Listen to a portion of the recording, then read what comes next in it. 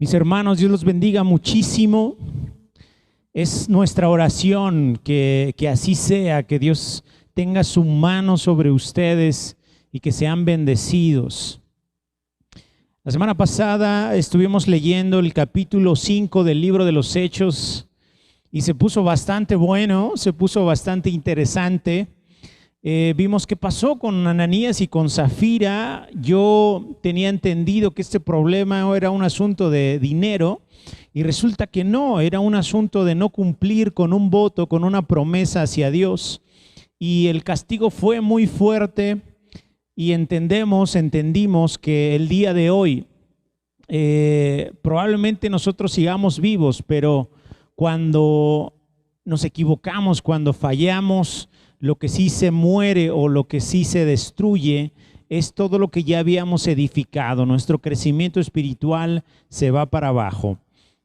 Vimos varias cosas. Los apóstoles andaban haciendo muchísimas señales y maravillas. Incluso la gente venía de otros lados y traían enfermos para que por lo menos, dice la palabra de Dios, por lo menos la sombra de Pedro tocar a los enfermos y ellos fueran sanados. Entonces el Espíritu Santo estaba respaldando de una manera impresionante todo lo que estaban haciendo los apóstoles en aquel tiempo. Vimos también que una vez más Pedro y Juan son llevados hacia el concilio, los vuelven a cuestionar y ellos simplemente dicen: ¿sabes qué?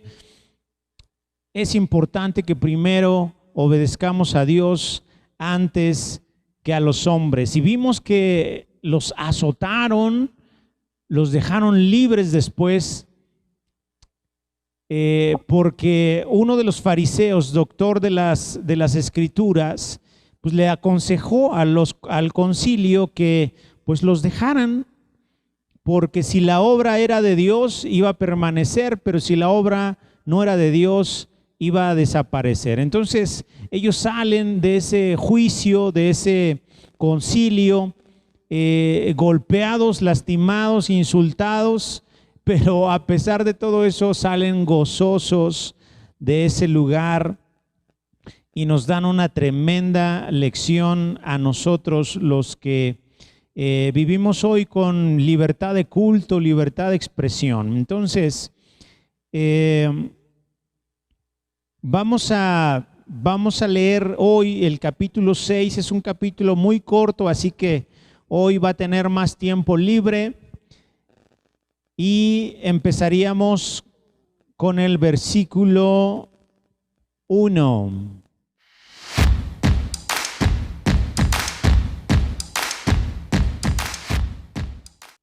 En aquellos días, como creciera el número de los discípulos, hubo murmuración de los griegos contra los hebreos, de que las viudas de aquellos, es decir, de los griegos, eran desatendidas en la distribución diaria. Fíjese qué curioso, lo que habíamos leído en los capítulos anteriores era que se juntaban todos los creyentes, todos los discípulos, y oraban al Señor y demás. ¿Y qué cree? Acaba de aparecer algo que gracias a Dios en la iglesia de Vida Nueva Teoloyuca no pasa. Apareció la murmuración. ¿Qué significa? Bueno, pues que a espaldas del pastor, a espaldas de los ministros, se están hablando cosas que no convienen. Entonces, ¿por qué dice que los griegos contra los hebreos? Acuérdense que la iglesia pentecostal o la iglesia primitiva, la primera iglesia, todos eran judíos. Entonces resulta que otra versión dice que hubo murmuración de los que hablaban griego, es decir, judíos que hablaban griego, y de los que hablaban hebreo, es decir, de los judíos de nacimiento. Entonces ya está la iglesia conformada, está creciendo, es una iglesia poderosa, es una iglesia unida, pero Dios Santo aparece la murmuración. Versículo 2. Entonces los 12 apóstoles convocaron a la multitud de los discípulos y dijeron: no es justo que nosotros dejemos la palabra de Dios para servir a las mesas. No sabemos si se refiere aquí la escritura a las mesas en las que se servía la comida o las mesas en las que se hacían actividades administrativas. Sea cual sea el tipo de mesas a las que se refería aquí las escrituras, los apóstoles simplemente estaban levantando la mano de que no era justo que ellos, aparte de dedicarse a la palabra, también tuvieran que hacer esto de servir las mesas. Eso tiene que ser y aplicar hasta el día de hoy en nuestra iglesia de Vida Nueva Teoloyucan. La persona encargada de las escrituras, de la palabra, no necesariamente tiene que ser la misma que haga las demás actividades. Por eso somos un cuerpo. Unos tienen unas funciones y otros tienen otras funciones. Debemos aprender a trabajar juntos para que la iglesia camine de manera correcta.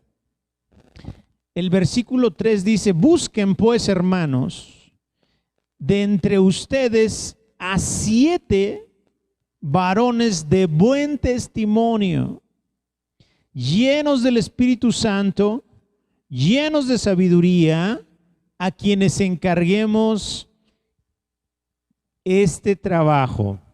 Y nosotros, los 12, persistiremos en la oración y en el ministerio de la palabra. Qué interesante que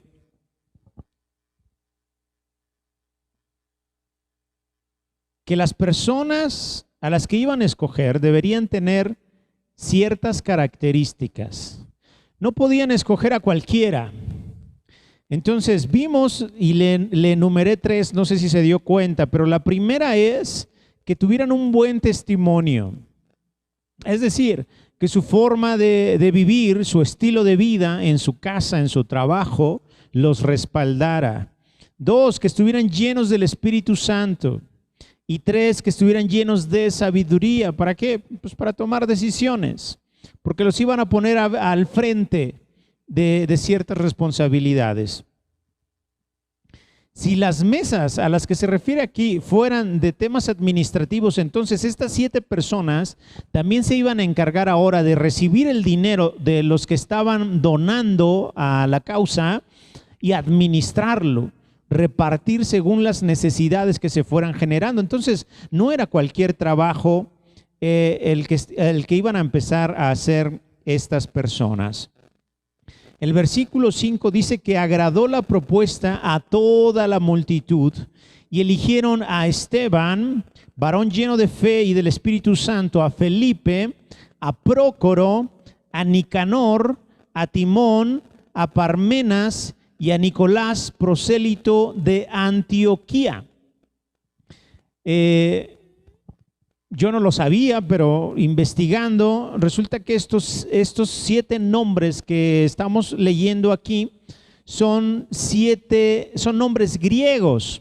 Entonces, ¿quiénes fueron los que se quejaron? Pues los que hablaban griego. Entonces, fíjese qué bonita armonía, qué excelente decisión de haber tomado a gente que fueran griegos. ¿Para qué? Para que esas murmuraciones se acabaran. Poniendo ahí a 7 griegos, era imposible que ellos otra vez volvieran a hablar de que las cosas no se estaban haciendo bien. Entonces, el versículo 6 dice que a estos 7 los presentaron ante los apóstoles, quienes, orando, les impusieron las manos. Versículo 7, y crecía la palabra del Señor y el número de los discípulos se multiplicaba grandemente en Jerusalén. también muchos, fíjese, esto está grueso, dirían los jóvenes de hoy, está grueso. También muchos de los sacerdotes obedecían a la fe. Entonces, si los sacerdotes ya les está cayendo el 20 de lo de Jesús, y si ya están entonces siguiendo la palabra y están obedeciendo a Cristo Jesús, entonces las cosas se van a poner color de hormiga, porque si usted se da cuenta cómo se ponían en el concilio contra Pedro y contra Juan, contra los apóstoles, imagínese ahora que hay sacerdotes que ya están creyendo en Jesús y están viniendo a la fe y están con los apóstoles. Esto se va a poner bastante fuerte, bastante fuerte. Fíjese el versículo 8. Y Esteban, ¿sí se acuerda quién es Esteban? Lo acabamos de mencionar en el versículo 5. Es uno de los 7 diáconos que se escogieron para la labor de atención de las mesas. Y Esteban, lleno de gracia y de poder, hacía grandes prodigios y señales entre el pueblo. Esto está hermoso, porque fíjese, no lo voy a decir así, espero que no suene tan fuerte. Hay quienes buscan el estar en un púlpito para ser vistos y para ser oídos por la gente. Y Esteban nos está enseñando que sirviendo mesas también se pueden hacer cosas maravillosas e impresionantes. A lo mejor la persona que predica, la persona que enseña, llega a mucha gente por el lugar que tiene de privilegio, pero los que están abajo tienen el privilegio de hablar cara a cara con los que le rodean y con los que están cerca. Y con ellos es con los que se pueden hacer obras impresionantes como las que hacía Esteban. Señales entre el pueblo, dice aquí, grandes prodigios.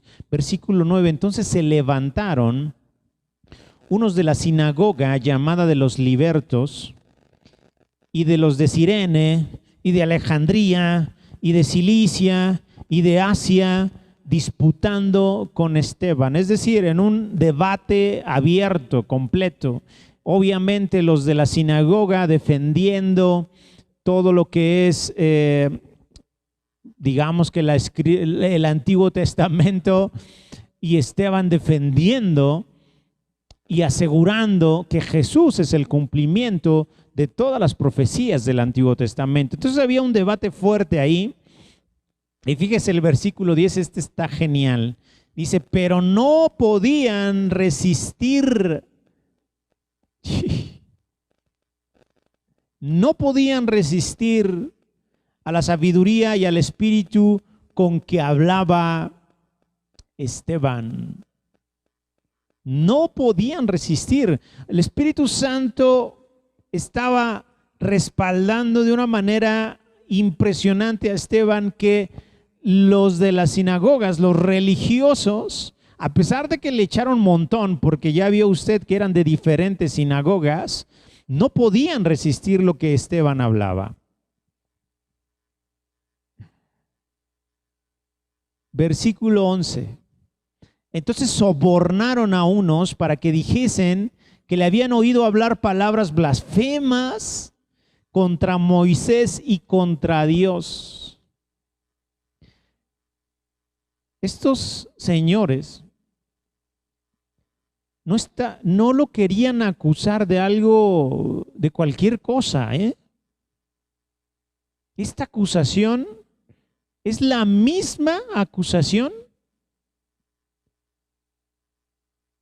que hicieron contra Jesús. Mire, vamos a Mateo 26, 59. Mateo 26, 59. Mateo 26:59. Jesús está ante el concilio. Fíjese que no sé si a usted le pasa, a mí me pasa mucho, que me estoy imaginando lo que está sucediendo, pero ahorita ya estamos con los apóstoles y ahorita nos vamos a regresar cuando ahora Jesús era el que estaba ante el concilio. Pedro y Juan por allá estuvieron ante el concilio y ahora como que me regreso al pasado y puedo ver a Jesús ahora frente a esos mismos sacerdotes, frente a esos mismos gobernantes, etcétera. Entonces Jesús estaba ante el concilio y fíjese el versículo que habíamos dicho, capítulo 26, versículo 59. Y los principales sacerdotes y los ancianos y todo el concilio buscaban falso testimonio contra Jesús para entregarle a la muerte. Y se acuerda que en el capítulo anterior el sumo sacerdote le dice a Pedro y a Juan, ya dejen de hablar de nosotros con la gente y culparnos de su muerte y decir que su sangre está sobre nosotros. Pues si aquí está, lo estamos reafirmando. Ellos estaban buscando un falso testimonio para llevar a Jesús a la muerte. ¿Pero por qué? ¿Por qué a la muerte? Fíjese lo que dice Levítico 24:16. Levítico 24:16. Levítico, lo estoy buscando. Espero que usted también lo esté buscando en su casa. Es la idea. La idea es que usted tenga su Biblia y esté hojeando, que se vaya para atrás, para adelante. Ya llegué. 24:16. Acuérdese, todo el concilio buscaba falso testimonio contra Jesús y buscar la muerte para él. Y si nos vamos otra vez con Esteban, la acusación contra Esteban era una blasfemia, lo leímos. Fíjese, según la ley, ¿qué le pasa a los blasfemos? Del capítulo 24, versículo 10 al 23, usted va a encontrar el detalle de todo esto, pero mire, vamos a leer el 16. Y el que blasfemare el nombre de Jehová, ojo, el que blasfemare el nombre de Jehová ha de ser muerto. Toda la congregación lo apedreará, así el extranjero como el natural, si blasfemare el nombre, que muera. Muy dura la ley, muy dura la ley. Gracias a Dios, usted y yo estamos en la gracia, en el tiempo de la gracia, porque si no, híjole. Versículo 11 lo voy a repetir de nuestro capítulo 6 de Hechos. Entonces sobornaron a unos para que dijeran que le habían oído hablar palabras blasfemas contra Moisés y contra Dios. ¿Qué estaban buscando? Que lo mataran. Y soliviantaron al pueblo, a los ancianos y a los escribas, y arremetiendo, le arrebataron y lo trajeron al concilio. Dios santo. Primero Pedro, Juan, los apóstoles y ahora Esteban, uno de los diáconos, ante el concilio. Versículo 13, y pusieron testigos falsos que decían, este hombre no cesa de hablar palabras blasfemas contra este lugar santo y contra la ley, pues le hemos oído decir que ese Jesús de Nazaret destruirá este lugar y cambiará las costumbres que nos dio Moisés. Esto los ofendía muchísimo a cualquier judío, esto les ofendía muchísimo.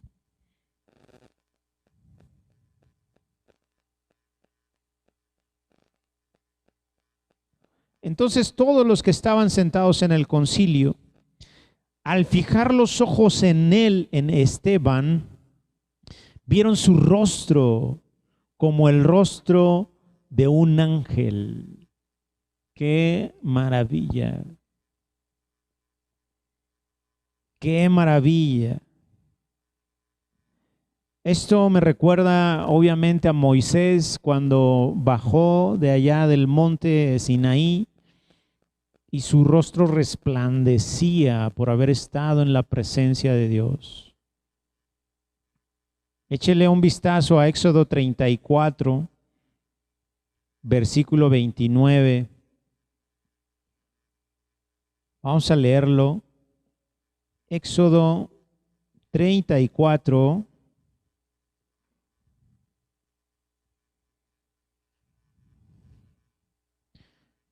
Por aquí está el 30, 33, 34.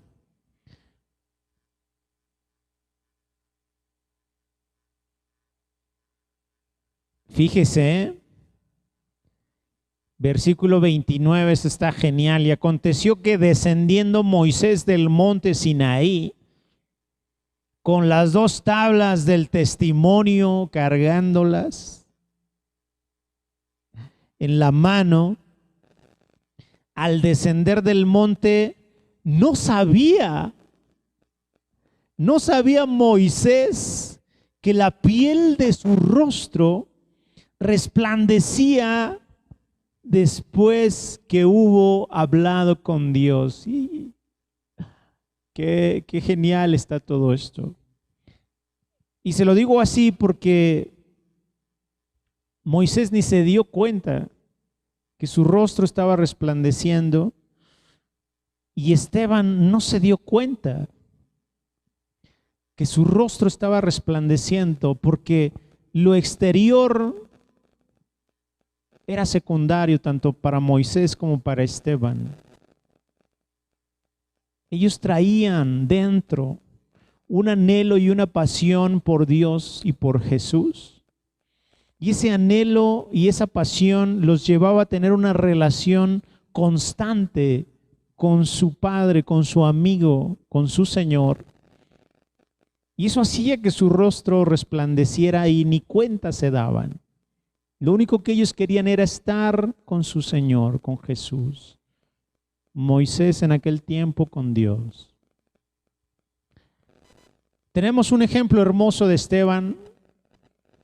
Tenemos un ejemplo hermoso de Pedro y de Juan.